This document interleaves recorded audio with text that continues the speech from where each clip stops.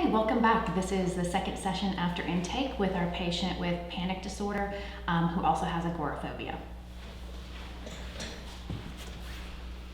Great. Hi, John. Hey, great. It looks like you have your homework with you. Oh, yeah, lots of stuff. I know you had a pretty busy week because you had the flights too, so Yeah. I'm sure that we're gonna get into that with a lot that's on the agenda. So what I have for us today is that I want to check in on your homework and review some of the scores from the anxiety sensitivity inventory that you did.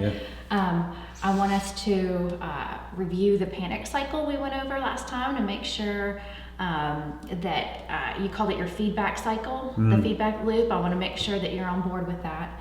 Then I'm going to introduce the rationale for the treatment for panic. Really looking at this exposure habituation. Then we're going to start to talk about what you're avoiding and do a hierarchy and do what we call the subjective units of distress. It's a way numerically you can communicate distress to me. And then we're going to talk a bit about what next session is going to look like because it's going to be a little bit different than what we've been doing. Okay. Is there anything we need to add to this agenda today? No, I mean, the biggest thing was flying. But Okay, and I'm sure that's on your homework. Awesome. Okay, so the first thing, the anxiety sensitivity inventory that you did, these were the ones that asked you the questions about it scares me when my heart beats rapidly, when my chest feels tight, I get scared, I won't be able to breathe properly, all of those. And we call these just how sensitive you are to some of these physiological feelings that your body's doing, right? And so your score on this was a 54, which is suggestive of really high anxiety sensitivity. That's not particularly surprising. Well, considering, your experience with panic disorder, this is not surprising. But what we can use this as is kind of to see over sessions. Once we do some of the treatment with this, Tracking, yeah. Exactly, to track it. So some of this it's not that we're necessarily going to get rid of your sensations, but the idea is to help you feel more comfortable with experience of sensation and maybe change some of those negative cognitions that you have related to that experience. Okay. So we'll just kind of use this as tracking and kind of see over time. Yeah, nowhere to go but down, right? Exactly. Well, we'll see how it goes. All right, so let's look at your homework. Looks like you have a good stack of the panic monitoring. All kinds of stuff. Okay, so I'm just gonna quickly look over your daily mood record and then we'll get to the panic attack records here. Okay, so I saw you last Monday. Yeah. All right, and so a bit of anxiety, not really any depression, and moderate worry about panic, right? Yeah. Okay. What was... I had to talk to my boss about the flight, like one last try to get out of going. Okay. Of course I didn't, but I was just worried about it. All right. And then just some kind of mildish anxiety and fear about panic on Tuesday, similarly Wednesday, and then you noted flight. Okay. So Thursday was your flight. Average anxiety was a 7. That wasn't the best day, yeah. But your worry about panic was only moderate. It was a 5. Well, I think, like daily moving average, like it's definitely not the peak worry, but like once I finally landed. Then there was like that relief, that escape. Okay. Yeah.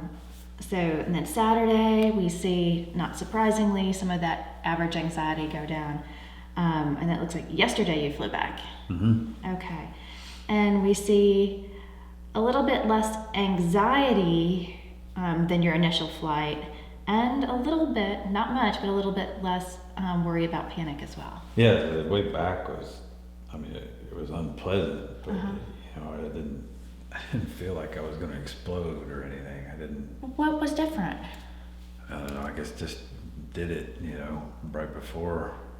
Kind of remembering I used to do this somewhat frequently, before I came here.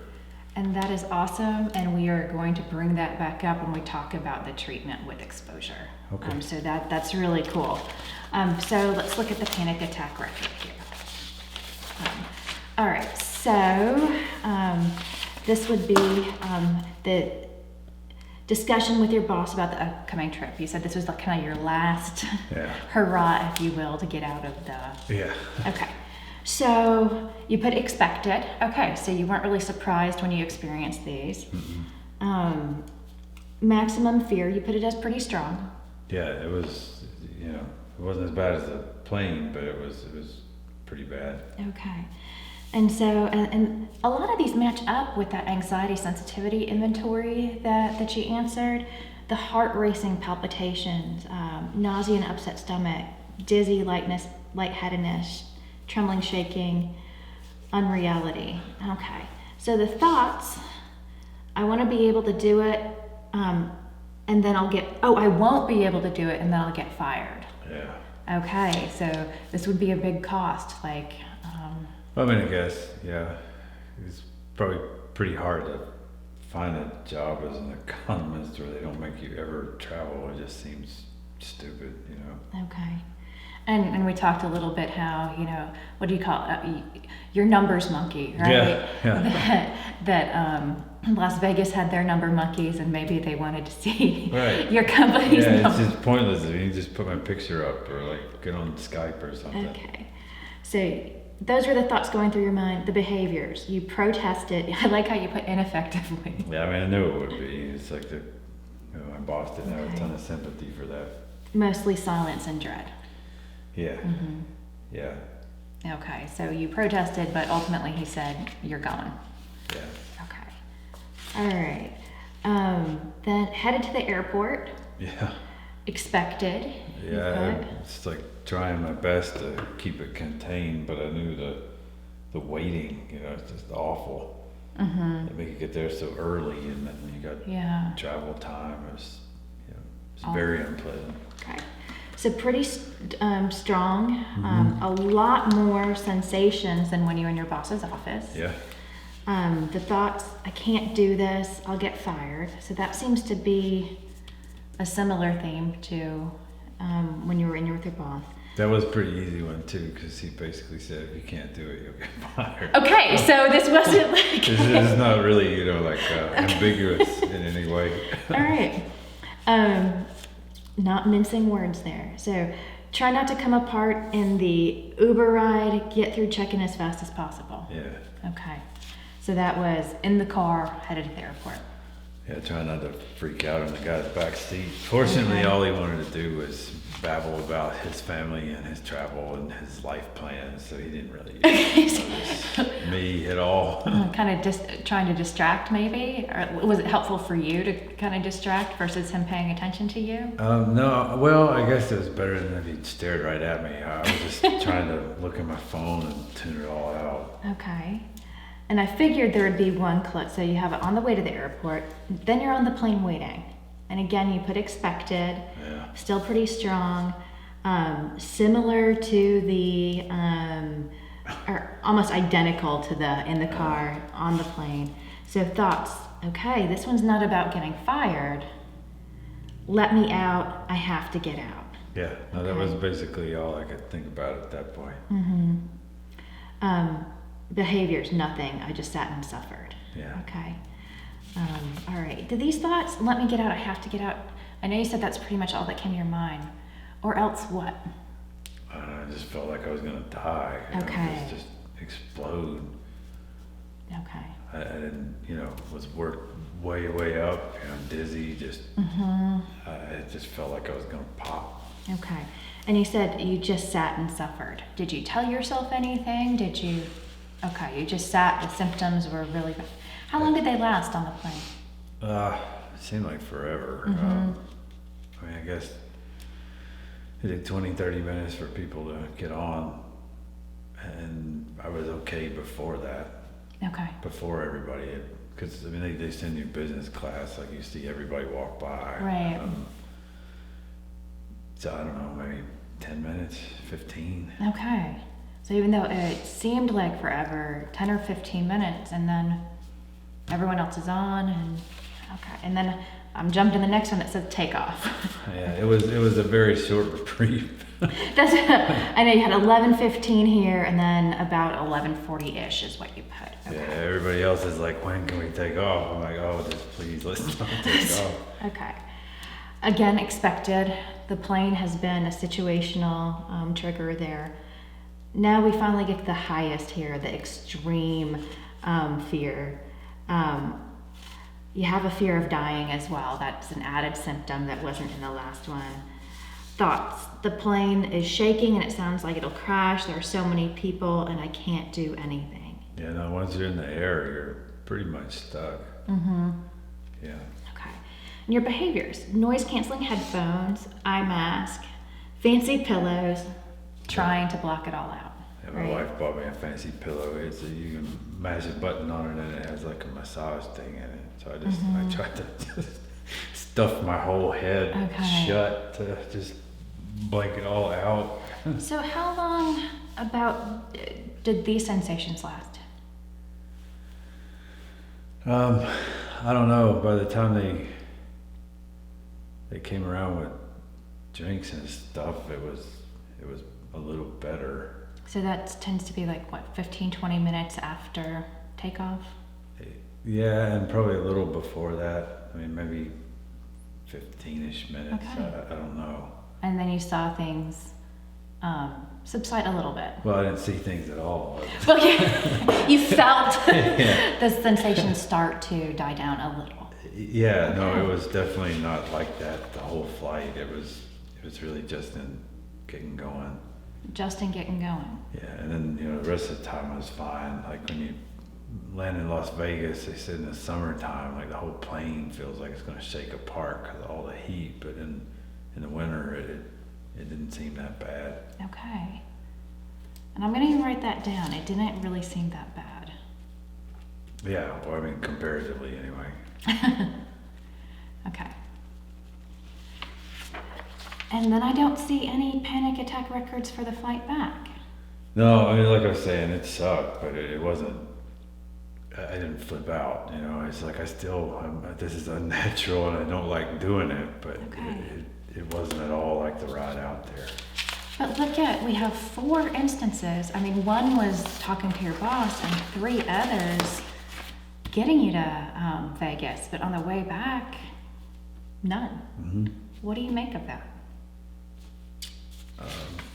Practice, I guess. I mean, it's like anything. You don't do it for a while, it seems harder. But you do it, a few times anyway. It's a little bit easier as you go along.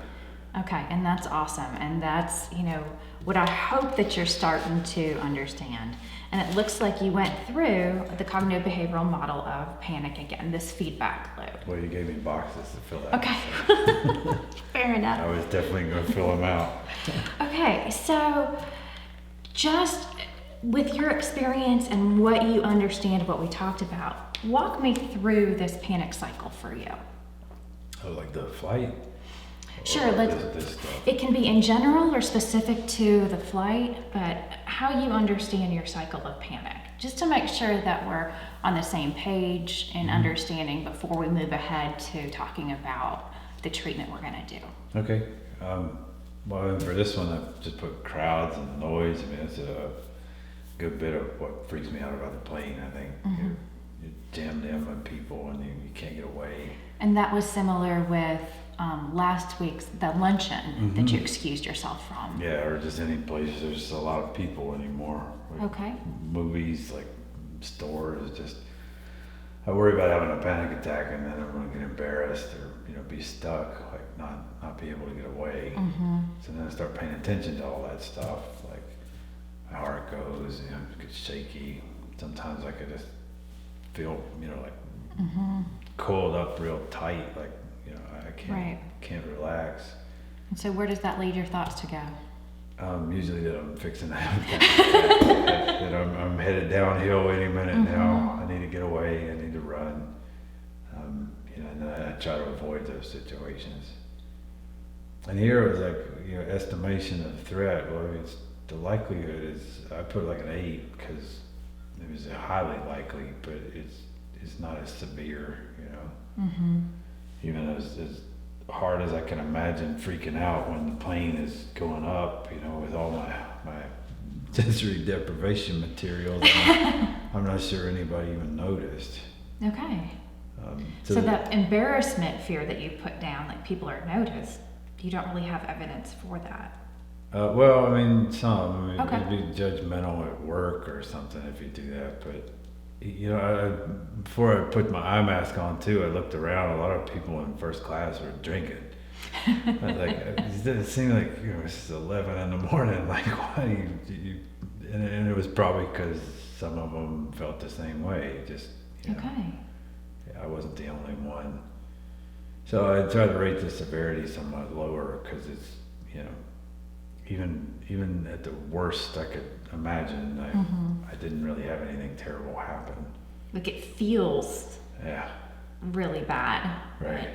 But ultimately, you could just get on, and for what the bank paid for them tickets, they probably can just put up with somebody freaking out a little bit. Like, I don't like to Right. fly, just Right. leave me alone. So it wasn't as bad. For the crowds and noise and stuff in general, I put like a leave, or I just stopped talking, and I would try to shut everything else out, Okay. or find reasons to avoid it in the first place. Just Okay. if I can make an excuse, I will. Often. Right. And what happens when you avoid or make those excuses or don't really engage in Well, those I need to situations? go back to the top. Okay. The feedback loop is very neat and synchronous. Okay. So, what questions do you have about the panic cycle or the feedback loop for you? Well, nothing really about that. Just continuing to fix it would be great. Okay. And so, this is the premise of what we're going to talk about related to exposure and the habituation rationale. When you hear the term exposure, what comes to mind? There's a picture on a coffee shop I used to go to. It's got a guy with like a trench coat doing like this from his back, and there's a statue in front of him that says "Expose yourself to art." That's what I always think of. It's like goofy, but that's I used to see it all the time when I went there. So we may not be talking about like I know what you voyeuristic mean. exposure. in a I know what way, you but- mean. It's the same idea, though. It's like the Yeah. more you come in contact with something, the less weird it seems. Even something like as taboo as that, it's like if somebody does it all the time, they probably don't find it all that weird. Right, right. And in some ways, what you experienced on the airplane too, and I don't know if you caught this when you were talking about it, but from the first flight you were on into the return flight, you said, well, I had practice, Yeah. okay? And essentially that practice is exactly what we're talking about with exposure. That the more you expose yourself to a safe situation, even if you're having all these feelings that lead to these more difficult thoughts that you're having, if we expose you to that without allowing you to engage in the safety behaviors. Right, like at altitude. At altitude or crowds, Yeah. then we can see how do you kind of test this? What happens if you allow yourself to sit with those uncomfortable, distressing feelings? What would happen? Yeah. What do you think would happen? Well, I mean, I kind of found out like nothing. Okay. It just sucks, but it's ultimately not. I was really tired when I got there, and I couldn't really do much of anything. That emotional fatigue, sure.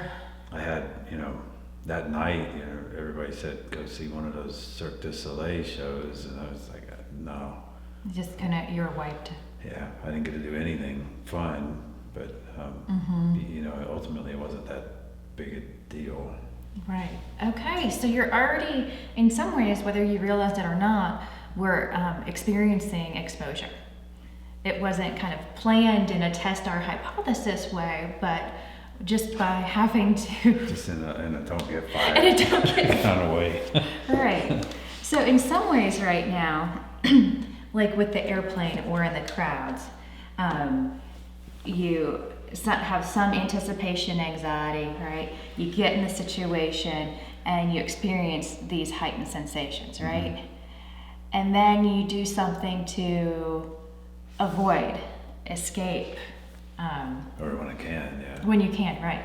Or you do distracting things to kind of suffer through it, but that try to diminish those symptoms, Yeah. right? When you were on the plane on the way back, it seemed like from what you said, you still had some anxiety, but it wasn't quite as much. And you started to see that when you, even though you're engaging in some safety behaviors, that you couldn't escape, and eventually the symptoms started to go down a little bit. You mean like the eye mask, the headphones and stuff? Yeah, I think on the way out there it was like that. On the way back it was just I didn't really want to listen to people talk. Okay, so it was a different function. Yeah, I left the eyes off. I was able to read one of those magazines they keep in the seat. Well, so if we're talking about specifically the physiological, the feelings that you had related to panic, okay, what do you think would happen if on the plane you took away anything that was distracting for those sensations? What would happen if you didn't do that, if you didn't escape? If I took away the stuff and didn't escape, I'd probably the same thing, just, it would still be hard, but it wouldn't be the end of the world. And what we might see is that each time you can kind of practice this without using safety behaviors or escape, we might see these sensations that you do what we call habituate to them. Yeah. Where we're not saying you won't experience any of them, but you won't find them as distressing to the point where the sensations don't bother you. There's no sort of that emotional or that the cognitive thoughts that this is bad, I have to escape. It's like, oh, my body's doing its hiccup thing. So you're trying to push to like a zero correlation, just one horizontal line. Right, my sensations, yeah, I might feel a little uncomfortable, and that's just my body. It doesn't mean I need to escape. It doesn't mean I'm gonna lose my job because I can't fly. It's just, my body's doing that thing. What do you think would happen if the thoughts weren't, oh my gosh, like the plane's gonna shake apart, I'm gonna lose my job? I'd probably be like all the old guys in expensive suits that were in front of me. It's like they don't even notice. It's like an irritation when somebody tells them to sit up straight or put your drink away, that kind of thing. And similarly in these crowds, if you were at a lunch and if you realize, okay, I'm having that lumping sensation in my throat, I'm feeling really hot, and if I sit here and actually engage in conversation instead of excusing myself to go back to work, what do you think would happen if you thought, okay, it's just my panic symptoms again? Probably nothing. It's a little hard to talk like that, but it would get easier. And that's the exact tenet of exposure. It's being able to put you in situations that we plan and talk about ahead of time to help you test the idea. What happens if I go into this busy lunch meeting and don't excuse myself early and don't try to avoid eye contact or avoid conversation, if I actually approach the situation, and then to see what happens. Yeah, that seems like a different level. Well, and that's why one of the things we're going to do is to really talk through what we call a fear hierarchy. So with the agoraphobia, so that, fear of being in these situations where you can't escape or you might have those panic attacks too, what are those situations? And then we'll rate them in terms of how difficult they might be. So we start you at a place that's going to be a little bit difficult, but to prepare you to have an experience that you can master before going up to the higher levels there. Yeah, like a plane, the literal higher level. Like the literal, right. So that's what we're going to work on as well. The other part of exposure is going to be what we call interoceptive exposure. And that's exposure to those pesky hiccups in your body, increased heart rate, things like feeling hot or feeling dizzy, all of those sensations. To realize that most of these things you're talking about, if we focus on our body enough, we can make happen. Like just running, you mean? Or? That would be a great example. The exercise that you've been avoiding, right? Yeah.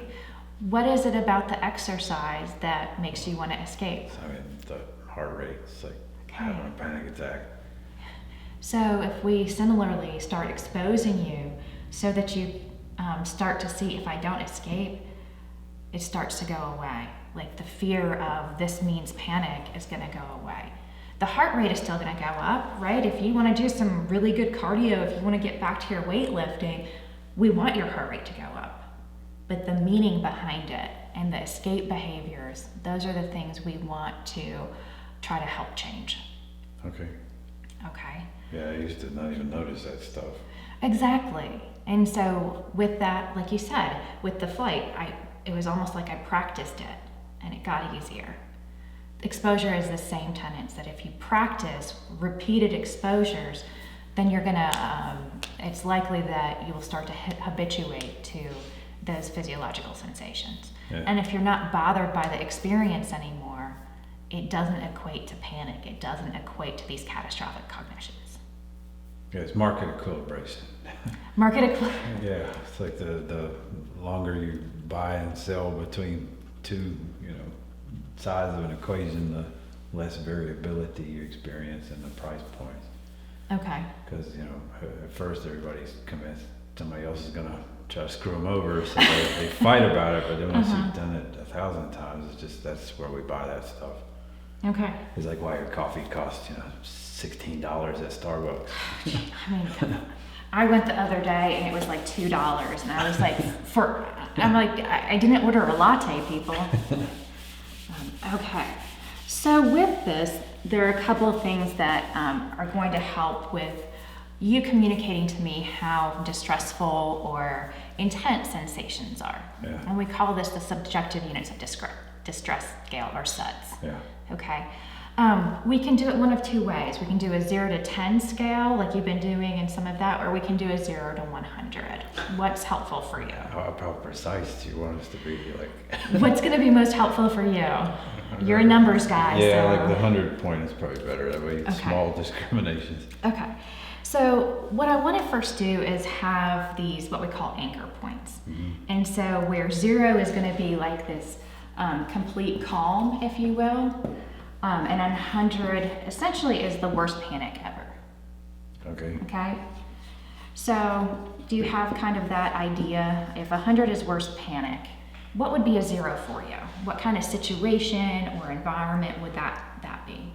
I guess just quiet, just Okay.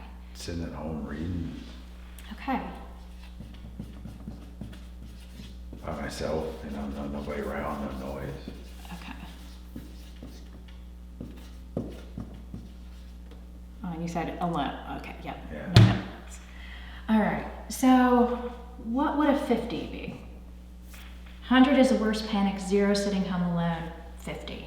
Kind of just moderate, okay-ish, not really elevated, not super calm. I guess going out to lunch with people from work. If I don't talk to strangers, but it's kind of crowded, it's kind of noisy.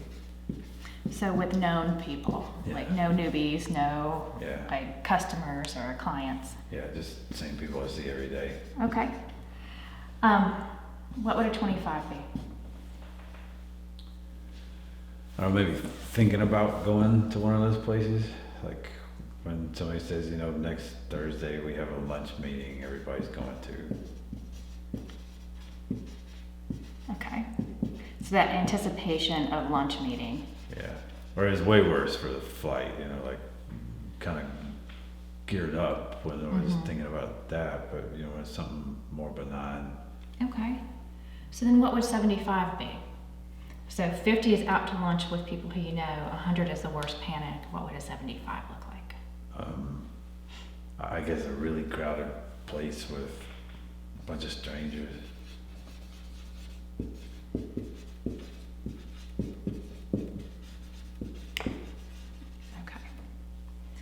All right.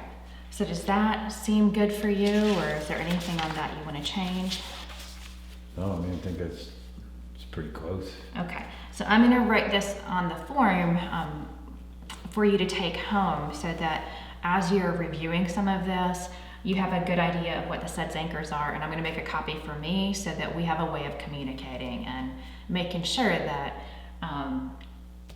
you have those anchors for what the ratings are. Yeah, taxonomy is good. Well, and it helps too for what we're going to be doing with the exposures, both with the actual in vivo or real life settings that you're going to experiment with, as well as with the interoceptive exposures, the physiological sensations, to be able to describe to me with a number what your, the fear or the intensity of sensations too. Okay. Okay. So sitting home alone, reading, no noise is a 0. Anticipation of a lunch meeting with known people, a 25. That actual lunch meeting would be the 50. Mm-hmm. And then crowded place with strangers, 75. Can probably actually just take a picture of that. Perfect. If that works well. Yeah, hard to Great. lose. Okay, so with this piece too, and you've already mentioned a couple of things, what situations in real life are you avoiding because of the panic sensations or the fear that you may not be able to escape, or you might make a fool of yourself, those types of concerns? Well, like working out. Mm-hmm. And I guess more as time has gone on, like avoiding the guys that I work out with. Okay. I don't go to the movies anymore. I just can't. Alone or with other people? No, I just don't want to go. Okay. There might be a crowd there, and just it's not fun anymore. Okay. Don't like going to stores.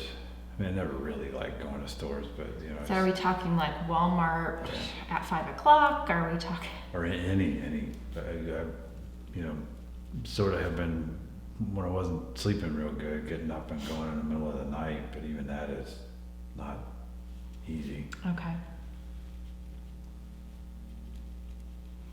I just didn't avoid it entirely if I could. Okay. All right, so stores, movies, working out, workout friends. I put airplane. Well, yeah. Flights there. I say I can't avoid it 100% of the time, but every chance I get, I don't want to do it. Or these are situations that you might suffer through, even if you can't totally avoid. So any of those. What about lunch meetings? I mean, those. Yeah, I'd rather not do that either. Okay. I don't ever understand why people call them that. It's just to write it off, I think. Because no work actually gets done. They just sit around and eat and talk, and then it's like, it's deductible. Well, and sometimes I think, it could be trying to butter up clients. It could be those things. Sometimes there's that. Those are always worse. Like when you're trying to sell something. Right. Like I work a spreadsheet in SAS. I don't actually deal with people. Like that's not on me. Okay. All right. And part of it for homework too, if there's anything as you think about over the next week that are situations that you avoid, I'll ask you to write them down. Okay. So with these, we're going to go through one by one, and I want you to think about, if you were in that situation, what would your SUDS be? Just thinking about, if you were in that situation, what would you estimate it would be? Okay. A flight, airplane flight.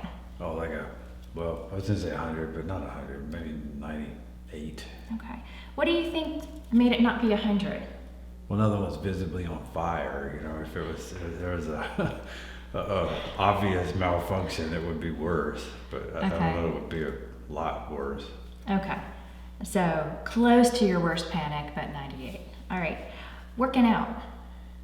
Oh, I guess I haven't been doing it. It's been aversive, maybe 80. Okay. Maybe an 80.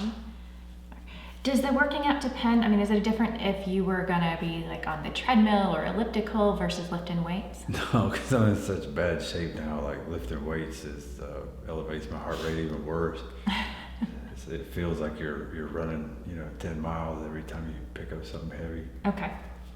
All right. So just any kind of that working out is close to, it's over the crowded place with stranger, but not quite worst panic. Yeah. Okay. Yeah. Working out with friends versus working out alone. Is that? Yeah, I don't know. Friends is worse. Maybe like, I don't know, 85-ish. Okay. So not a ton worse, but still higher distress. Yeah, I mean, it's like, I don't know if you've worked out with guys before, but they're not always nice. So it's Okay. High propensity to get laughed at if something like this goes wrong. Okay, kind of pushing one another, like in a, not a. Yeah. Okay. All right. How distressing would it be to go to the movies alone? Like truly alone, like I bought out the whole theater. Like, but not with a wife, not with a friend. A wife, that's Your so wife. I just have like multiple choices. No judgment. So by yourself.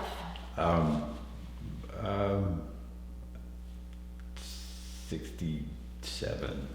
Okay, 67. So not as bad as crowded place with strangers, but worse than lunch. Yeah, sort of a midpoint. Okay. Movies with your wife. Less, around 55. Okay. Store at midnight. I can do that. It's not my favorite. Mm-hmm. That's not that terrible. It's probably like a 24. Okay. It's very slightly easier than anticipation. All right. What about the stores in the daytime? Oh, like 90. Okay. Yeah, so we're seeing some change in activation there. They're always just so noisy. It's like, loudspeakers, all the people. Mm-hmm. It's like half the time you go to the Home Depot, they got a machine that just beeps the whole time you're there. It just, Okay, and that's just leads to those physiological sensations and all of those kind of threat, I need to leave, I need to get out. Yeah. Okay. Yeah. Lunch meetings. Like with people I know. These are with the people you know. Oh, like a 50. Okay. Lunch meetings with clients.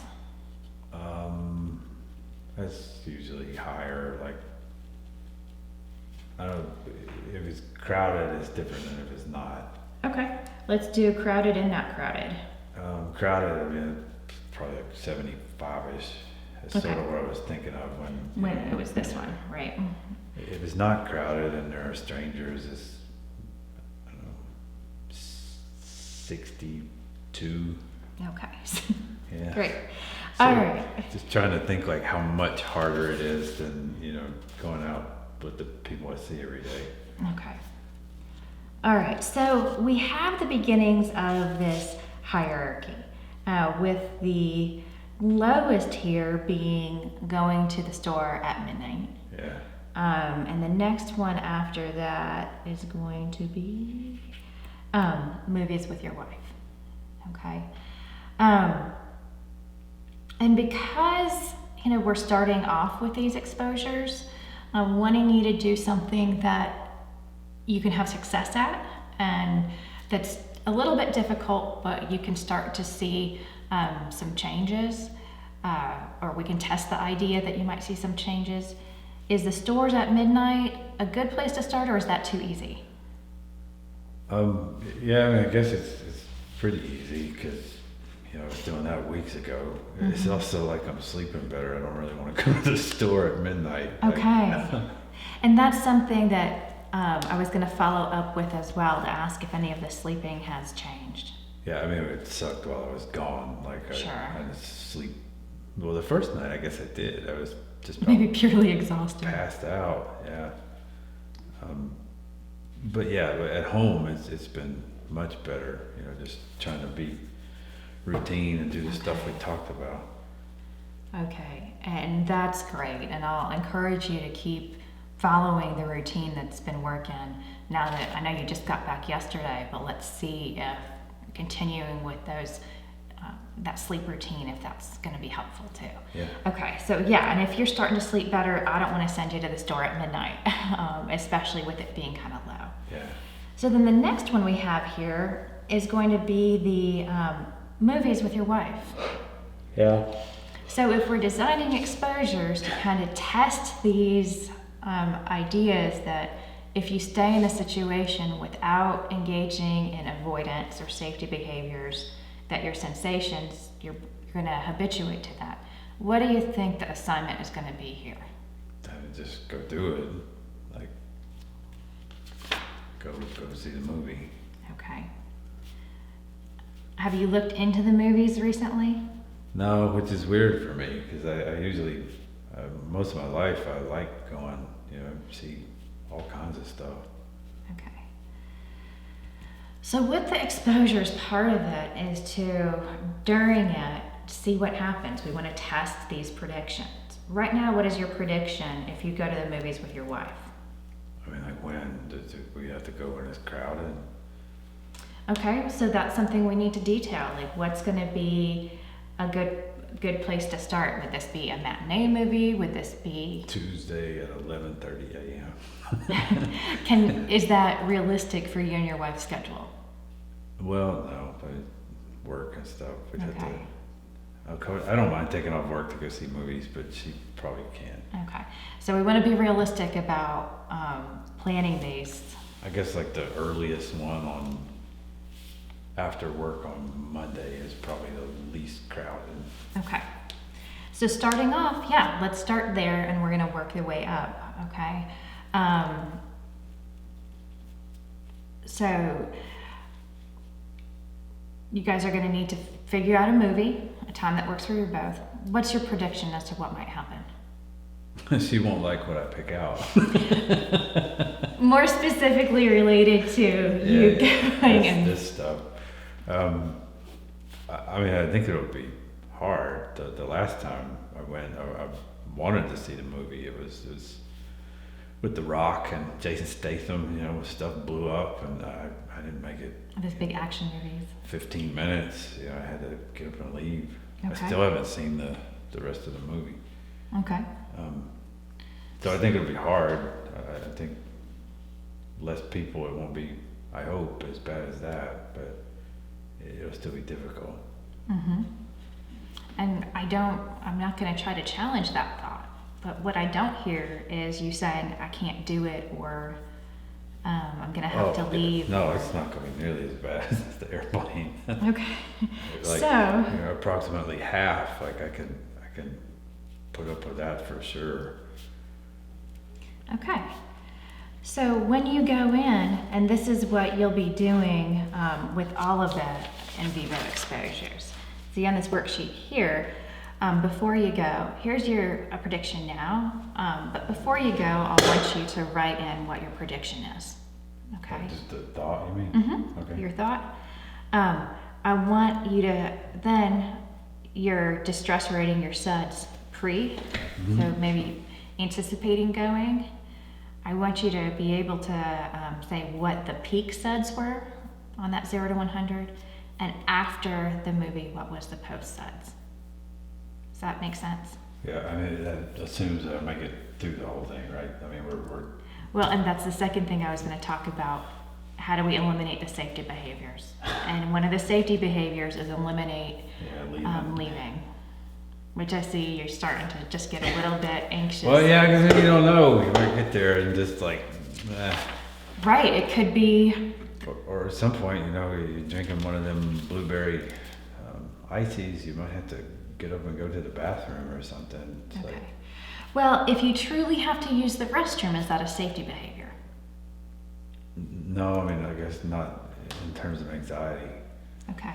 So we don't want you to have an accident because, but thinking about what would safety behaviors be that we would need to eliminate for this exposure. Yeah, getting up and leaving, or trying to make excuses, like going back to buy stuff. Okay.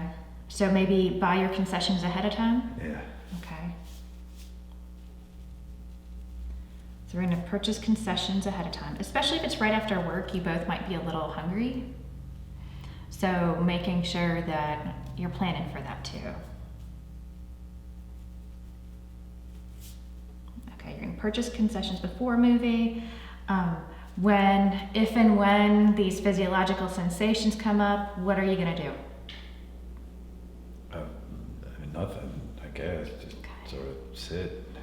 So you're not gonna leave, you're not gonna go up with excuses to temporary leave. Yeah. Okay. Or I probably should also leave my cell phone in the car. That's another way I try to Okay, blank out. so leave cell phone in car. I always sit in the very back, so you can just take it out there in a movie. You're not really bothering people. Where is the ideal place for you to sit to watch the movie? If you're not trying to avoid or distract, would it still be in the back or would it be? No, I like to sit just right under the projector. Okay, yeah, so as long as that's not a safety behavior, you said it's easy with the phone, but you're gonna leave the phone in the car. Yeah. Get concessions ahead of time. You're not gonna, unless you truly have to use the restroom, you're not gonna make excuses to leave. Okay. Okay, what else do we need to plan for? I mean, that's it, I think. Just Okay. being there. Not checking out, as soon as it gets to be unpleasant. Okay. So, and this is where we would say to use your senses, if you will, to make sure you're in the moment. So, what do you see on the big screen? So, using your vision, what do you hear around you? Okay. What do you smell? Are you smelling popcorn? Are you smelling other types of things? Okay. If you bought concessions, what are you tasting? And really being able to use that to bring you back to right now, and not avoiding the reality or the discomfort, being like, okay, yeah, I might feel uncomfortable, this is happening, but what's happening in the movie? Okay. Does that make sense? Yeah. Okay. Don't popcorn when you start to panic. That's what I hear. Well, pay attention to what we call like fully engaging in the moment. Okay. And at the movie theater, it might be chomping popcorn, but it's paying attention to the movie so that you can leave and be able to discuss it or talk to your wife about it. Not my wife. We can watch it like in 5 minutes after we leave the theater. She just go on. So she just has an escape, like she just enjoys it, and it's like, oh. I mean, sometimes she still complains a good bit about the ones I pick out, but like, I was like, why did you even come? Like, you don't remember any of it. Okay. Well, maybe she just wants to spend time with you. It could be. I don't know why that would be the case, but. So we have all of the ways to plan for and eliminate safety behaviors. Yeah. Okay, you have your prediction. The catastrophic belief right now is it's just going to be hard. Yeah. Okay. Or I guess more specifically, like I won't make it through. Okay. I'll have to leave. Or I'll want to leave. I guess it's demonstrable. I don't have to. Okay. So I've written that down too as a prediction. So do you understand the SUDS ratings? And that's easy. Okay. And then this other line here is afterwards, your post-exposure thoughts. Okay, what happened? So like try to look back and see if your prediction was correct or not? Exactly. Okay. We're testing it. We're going to see what happens. Okay. Okay? And, if you want to do this, if we want repeated exposure, so you have more and more instances for that learning pattern. That'll be fun. You have to come with me to an action movie every night this week. Well, if you could, I would say that would be awesome. But let's at least, we have specifically Monday planned for. If there are other, if there's another matinee, if there's another thing, because we don't want it to be one time and then be like, I'm done. Yeah. So it's like Monday and then maybe Wednesday and. Friday will be Okay. terrible. Okay. It might be, but it might not be. And maybe that's just something we have to work up to. But Do you think you'd realistically be able to get 3 movies in before I see you next week? Yeah, I mean, I don't think that would be that hard, provided I can get through them. Okay. We definitely have time to do it. Okay, great. And so I'll make sure you have 3 of these exposure monitoring forms. I'll copy a couple more in case you want to do more than 3 movies before now. But each time using the same template here to go through the predictions, pre, peak, and post SUDS levels, your post-exposure thoughts or what actually happened, and eliminating all the safety behaviors. Okay. Okay? Yeah. All right, so we have that. And I'm gonna send you home with your model of Panic 2 to review to make sure you're reminded when you might wanna avoid or escape, like this is what we're working with, okay? And then the last thing today is I want to go over our plan for next session. Okay. Okay, so the next session we want to work on what we call the interoceptive exercises to see what are the sensations that are really amping you up.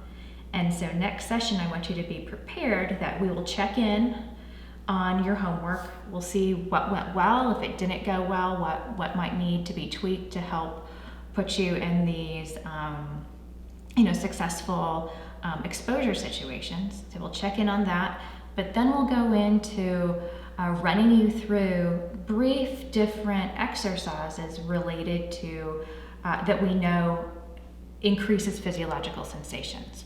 We'll do something called like straw breathing, spinning in a chair, doing some maybe running in place, different things that are going to elicit these physiological sensations. All the bad things.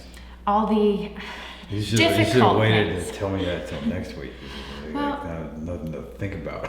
But I don't want anything we do to be a surprise. Yeah. I don't want it to be like, here you go, we're doing it.